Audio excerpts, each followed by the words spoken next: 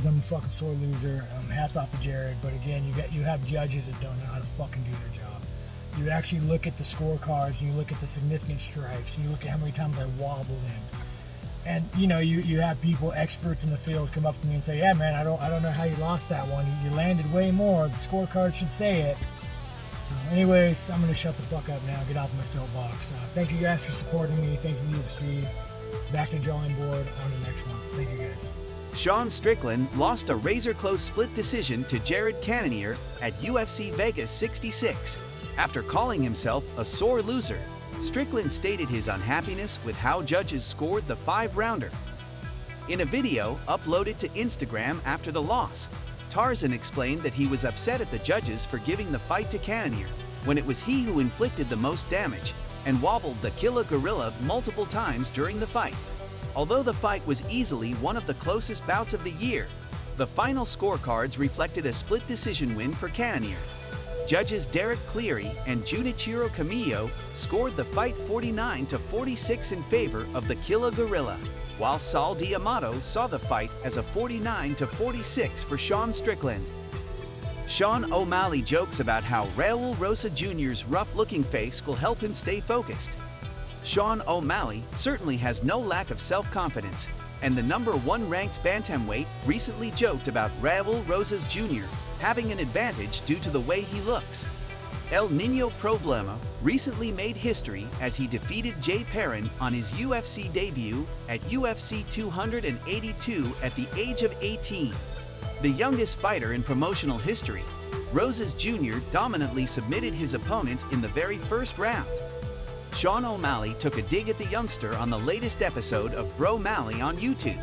While discussing the future prospects of Rosas Jr., O'Malley mentioned his co-host not fancying the 18-year-old's looks.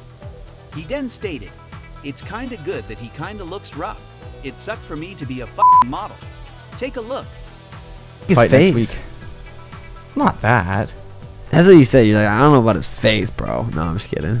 It almost helps him, though. You think it Because if he was just this character? good-looking dude, he's starting to make money, chicks will be flocking over to him, and then you start getting distracted. Like but if Sage you're just, Northcutt, maybe. yeah, well, that ain't, I don't know. Fuck that goofball.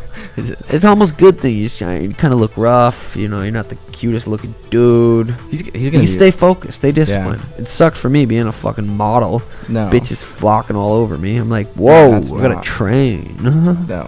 No, it's actually. Joe Rogan claims Conor McGregor is an extraordinary human being. In a recent podcast, Joe Rogan broke down Conor McGregor's exceptional mental fortitude to perform at the highest levels. The Notorious is known for his trash talk and mind games, where he gets under his opponent's skin and weakens their mental strength. But what sets him apart from the other fighters is that he can back it up with his performances. On the December 16th episode of the Joe Rogan Experience, the UFC commentator explained the Irishman's psyche to his guest Mark Boal. That's a rare, 1 in X amount of million kind of people that can do what he does and talk the kind of shit he does. Take a look.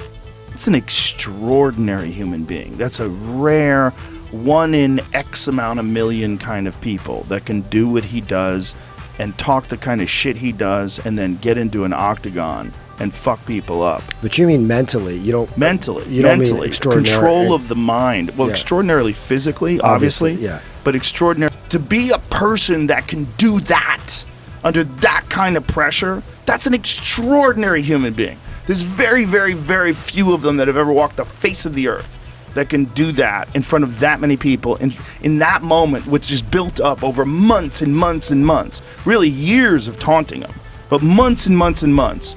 And to get to that one moment when you're looking at each other in the octagon and he looks at me and goes, "Let's go, boy. Let's go, boy." And you see all those like, holy shit, this is really happening. But Conor couldn't be more relaxed. Conor McGregor wants to fight Nate Diaz for Dana White's Power Slap League Championship. Conor McGregor has blissfully called out Nate Diaz for a slap fight under the banner of Dana White's Power Slap League. Notorious suggested being pitted against Diaz for the Power Slap League Championship fight. The Dubliner hilariously claimed that the slap championship was the closest that the Stockton slapper could come to winning a title. McGregor wrote, "Me versus Nate on it for the title, ha ha ha. Maybe that's a title you'd have a better chance of coming close to winning, Nate, you little slapper, ha ha ha." Conor McGregor finally seems to have taken notice of Dana White's power slap lead and claims to be in on it. The Irishman posted multiple tweets about the same, also inquiring about the nitty-gritties. Daniel Cormier blames Paddy Pimblett fight judge Doug Crosby for making mixed martial arts judging a joke. Daniel Cormier recently offered a scathing review of fight judge Doug Crosby when discussing Paddy Pimblett's contentious unanimous decision victory over Jared Gordon at UFC 282. Doug Crosby's scorecard was a major bone of dispute in the decision, having scored the first and second rounds for Pimblett. Ron McCarthy also submitted the same card, but Crosby was the focus of attention after providing scorecards that sparked controversy on consecutive evenings. Touching upon the issue that plagues the sport today on his YouTube channel, Daniel Cormier stated, "The judging in fighting has almost become a joke. One guy in particular, Douglas Crosby, I heard he's a bully too." Let's listen to the man himself talk. Thing has almost become a joke, and one guy in particular is Douglas Crosby, and honestly, Douglas Crosby. Did you just say his name? I say his fucking name. God. Oh my God, I love it. I heard he's a bully too. It's like, this is crazy. Like, some of the stories you hear about this guy is the most insane stuff I've ever heard. But he's got bad scorecards, and now finally the guy's under review, and we'll see what happens. Bro. Michael Chandler picks his fighter for Volkanovski versus Makhachev. There's a lot on the line in the forthcoming lightweight title fight between Alexander Volkanovski and Islam Makhachev. Scheduled for UFC 284 on February 12, 2023 in Perth, Australia, it's the first super fight between champions since Israel Adesanya attempted to claim Jan Blachowicz' title in March 2021. Due to Islam Makhachev's recent dominance, he is widely viewed as a major favorite. He's the bigger man, and his masterful wrestling seems likely to limit many of Volkanovski's greatest assets. Despite those problems, UFC lightweight contender Michael Chandler is optimistic about the Australian's ability to match his foe's strength. I'm very interested in seeing how that fight does, man. I'm a huge Volkanovski fan. He's very, very good. Is he going to be smaller than Islam? Yes, very much so. But I don't think, I've said before, I think I've somewhat changed my prediction a little bit. I do think Volkanovski is going to do better than we all think he does. He used to weigh 210 pounds, 220 pounds, whatever he was when he was playing rugby. Your body remembers that. You carry that strength with you. You carry that power with you. You carry just the hip strength of Islam not being able to take him down. The one thing I see is that Volkanovski is a little bit shorter, so that leverage game of if Islam gets up underneath him, puts his head underneath his chin, he's going to be able to lift him off the mat pretty easy, off the ground pretty easy. But in the striking department, Volkanovski's better than him. I think in the speed, the power department, Volkanovski's better than him. Do you agree with Chandler's comments? Let us know who's your pick for UFC 284 in the comments below. Hotel employee sues Chael Sonnen after alleged assault. A former employee at the Four Seasons Hotel in Las Vegas is suing former UFC fighter Chael Sonnen after an alleged attack.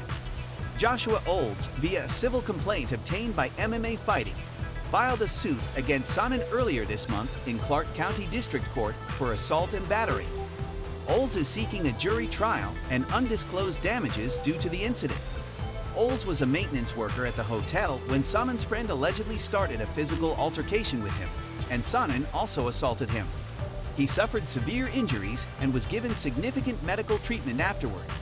It's uncertain if this alleged assault is in direct correlation to Sonnen's ongoing criminal and civil cases after a brawl at the Luxor Resort and Casino last year. Sonnen's criminal case continued on Wednesday in Clark County. That's all for today's video. If you want to know the latest UFC news, subscribe to the channel, hit the notifications bell, and click the like button so you don't miss any details about the upcoming fights. Thanks for watching. See you soon.